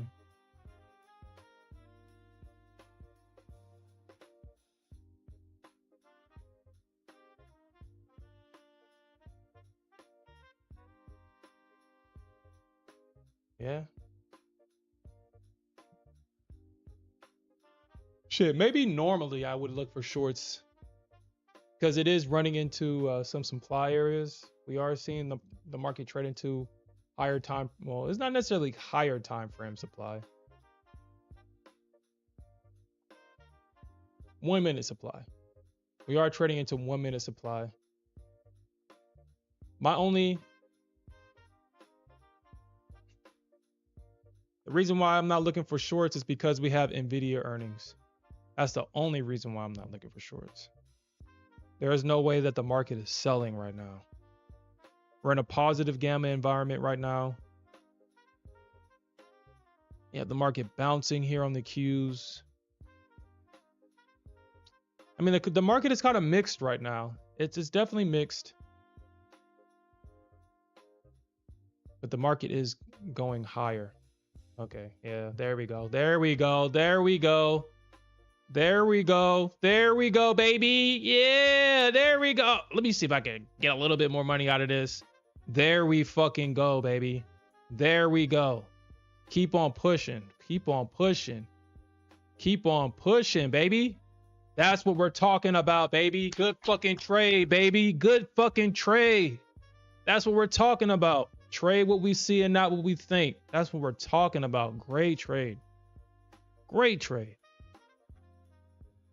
Great fucking trade. Great trade. And I left money on the freaking table as per usual. But we got more than 100 points in that trade. More than 100 points.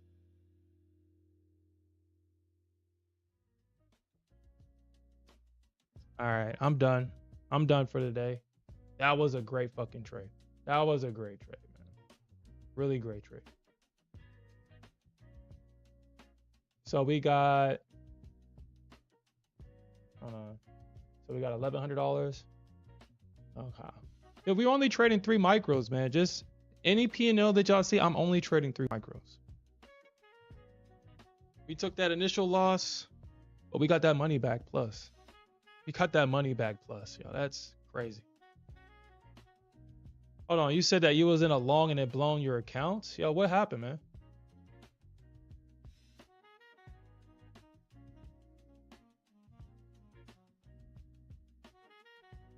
And I kind of want to show this to you guys. What happened on Bookmap? You know, I just keep my mouth shut. I'm glad I got my own Bookmap because I'm glad I got my own. Anyway, look at how the market breaks. This, like, look at this. Look at all these orders getting stopped out. Right there. We got the breaker structure. Good thing we didn't take a profit target and allow it to stop the trail. We got a big piece of that move. Man, that was a great trade. That was a great trade, man. Great trade. And that's why Santiago, I was wondering why you was market was it was definitely bullish. Structure was bullish. We do have the market coming into a 15-minute potential double top. This was a 15-minute gap that has been filled, but it looks like right now, I mean, it filled that gap, it ran the high, and we're starting to see the market kind of taper off here. Looks like it ran that high. That was news, man. So he said, how do I make the inside bar on TradingView? So I'm using a indicator that I bought like 10 years ago, or when I first started trading. But there is an other one.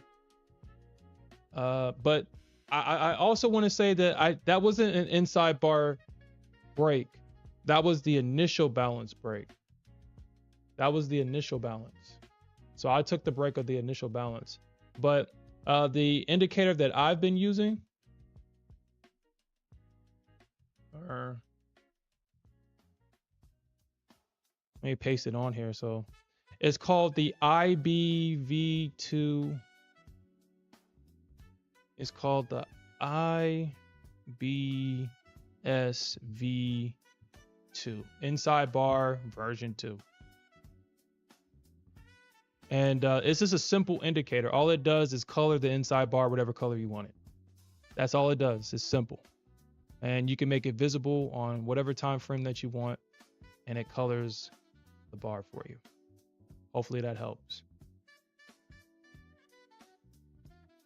But this trade, yeah, no problem, Grim. Oh, I'm sorry, Grimmin. But I took the initial balance break. But I did use the same strategy that I will be using on the inside bar break. I drew out the line. I waited for the fake breakout. I want to see the price pull back to the EMA, and we see a strong reaction from the EMA. I lost the first one. It came back and stopped me out again, but this structure just looked bullish. We got the push off of the EMA. I took the break of that high, and we was able to get to capture this move. So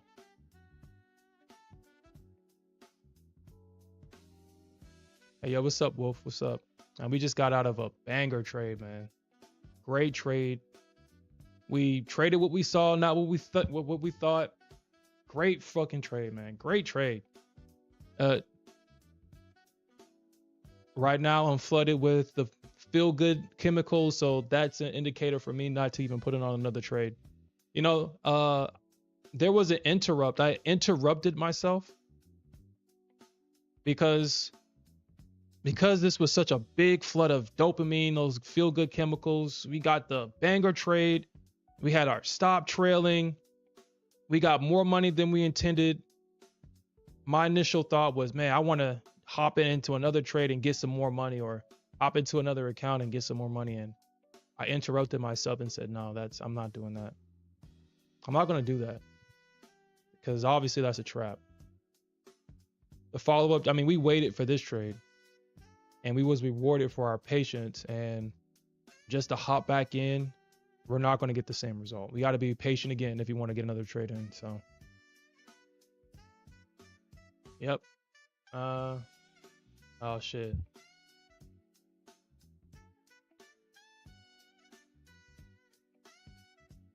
Wow. Yeah. And shit, I mean, shit, these Trump candles, they come out of nowhere. These Trump candles come out of nowhere. It's like everybody that's on the I'm about to tweet list they're messaging Trump. They're like, Trump, please, I'm in this long position. Please say something. Please say something, please. These bears are trying to sell off, and I don't want to get stopped out. I got you, fam. You can't say nothing about tariffs no more. So shit, it's Iran now. So he's gonna say shit about Iran. Stuff that doesn't matter in terms of the trading day. Oh yeah, we're thinking about doing this. We're thinking about doing this. It's such a great idea because I came up with it. And the market just reacts. You said you're not trading your personal account until after Nvidia. Yeah, honestly, I would agree with that.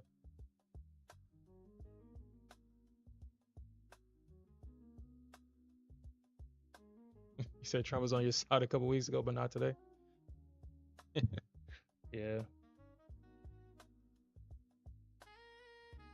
Yeah, dude. I mean, shit. Just imagine being on the right side of that 1,800 point pump that we got last year or a couple years ago. Just imagine being on the right side of an 1,800 plus point move on the Nasdaq. And it was an instant 1,800 points. Like, just imagine being on that. Just imagine that.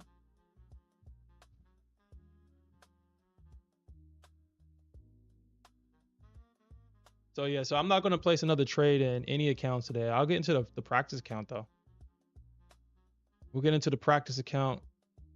It would have been nice catching this in my funded account, but if I would have held that position on my funded account, it would have stopped me out and I would have been pissed. It looks like the play today was the fading the move of the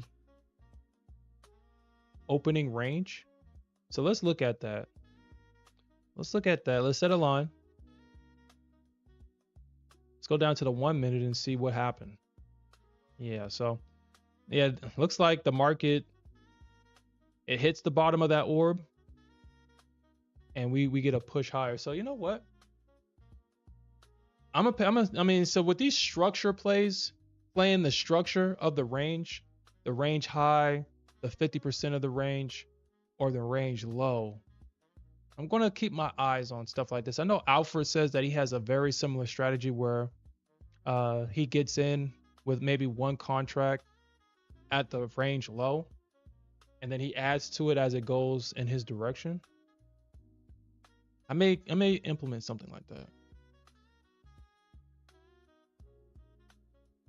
Because if I took the orb low, and that would have been a beautiful play. That would have been more than 100 points. That, I mean, shit, from the orb low, we literally had a 100-point candle from the orb low. Literally a 100-point candle. And then it tapers off, and then it begins to trend higher. It breaks the orb, and we begin to trade higher here.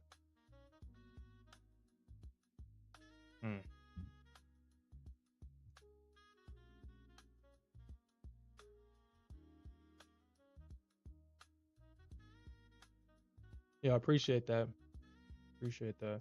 Yeah, I'm trying to be a more responsible trader. I'm not trying. I'm moving, or I'm aligning my behaviors with that of a responsible trader. It took a while, but the Nasdaq, it's crazy how I ended back with the Nasdaq, and now I'm trading her more responsibly, and I'm trading with the trend, with the momentum that she's going in, and working alongside the Nasdaq instead of trying to beat her up and try to trade against what she's trying to do. It is a different feeling. Because I kind of fight the trend a lot, or I'm a more of a counter trend range trader. So when the market trends, it's usually I'm usually not the friend of a trend. I'm usually not. But I'm seeing different results. Taking trades that I normally wouldn't take, but I'm trading along with the trend and I'm seeing better results, which is somewhat mind-boggling, because my style of trading would be more aligned with how the ES naturally trades. I can trade at supply and I'll get the rejection that I'm looking for. Even as the market is going up, I can still trade at areas of supply, but that's not necessarily true for the Nasdaq.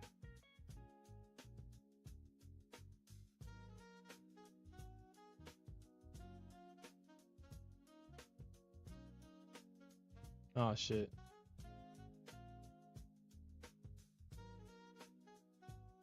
So Wolf, I use the 15-minute. I think everybody here uses the 15-minute. I found, so I mean, if y'all guys haven't realized it by now, but me and the 15-minute have, look at that. Look, oh my God, look at that. Look at that. Look at that. Look at that. I think we drew this out on the ES. I forgot where I drew this out at. I forgot. But look at that. That is insane right there. The 50% of a fair value gap. The 50% of a fair value gap, and look at that. That is a 20-point drop from a fair value gap, man. I know Santiago to 50. So basically my style, so yeah, Santiago, Alfred, everybody's input, I'm taking it all in and putting it all into one strategy, and look at the results that we're getting, man. We're getting really good results as we trade as a team. Great. Man, that's crazy. Just imagine just sitting your limit order right there, getting a perfect entry and 20 points to the downside. Wow. Wow. Yeah. So my bad, Wolfie, had the 15-minute orb. It's the 15-minute. So the market opens for me because I'm central. 8:30 to about 8:45, the first 15 minutes, and that's where I define the range at.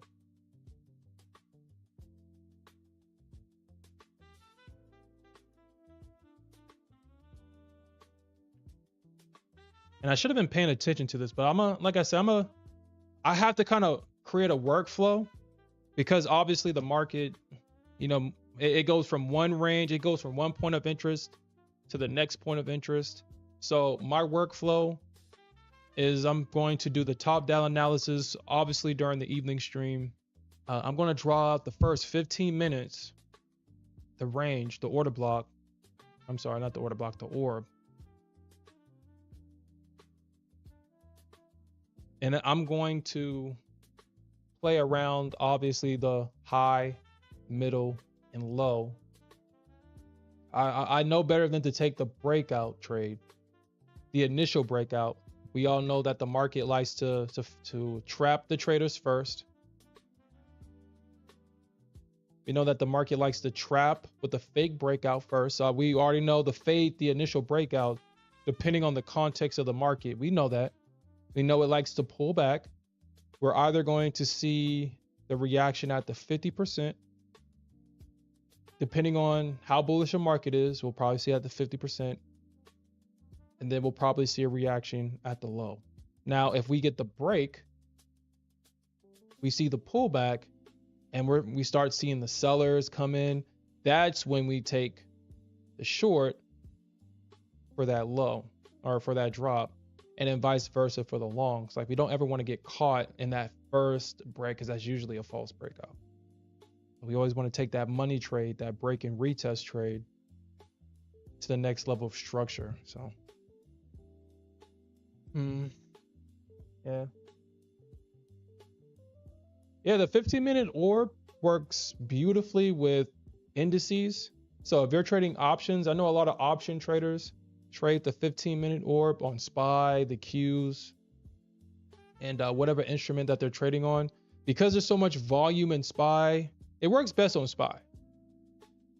It works good on Qs, but SPY obviously has more volume than Qs. So anything that has high volume, the orb trade usually works out. It works beautifully on the ES. It works beautifully on the Nasdaq. I haven't gotten it to work for gold. The way I used the orb for gold was I wouldn't trade the orb. I would just wait for the breakout of the orb and then trade the pullback. So I obviously with gold, I don't trade it the same way I would trade it with the ES or Nasdaq, because I found that if I take the 50% of the trade, it works sometimes. But then when it's going to matter, it's not going to work. It's going to run through that level and then it's going to come back and use that level maybe later in the session. But I'm not looking for later in the session. I'm looking for right now. And right now, usually it bounces there, but for the most part, it doesn't. So what I found to be consistent on gold is just that break in. I'm just looking for the break and then trading the retest. Probably the orb high, maybe the middle, depending on the context of the market. And then I want to continue in that general direction. But all right, guys, I'm out of time for this session, so I'll be ending the stream here. We had a really good trade in the stream. Our initial trade didn't work out, but we had great risk management. We got stopped out. We didn't trade on tilt. We didn't revenge trade. And we traded what we saw and not what we thought today. So that's a win. I was able to get the money that I needed for a payout in my funded account today. I was just looking for $200. We got that. I didn't get greedy there. If I got greedy, I would have got stopped out and my feelings would have been hurt. I would have been hurt. My feelings would have been hurt, especially after seeing this market break out the way it's doing now, after getting stopped out, not following my rules or my plan. So I'm glad about that. So this was definitely a great session. But I do appreciate everybody that joined me this morning. We'll definitely come back later on tonight, and we'll definitely look for more opportunities to earn some more money. And with that said, peace out, everybody, and keep on jabbing.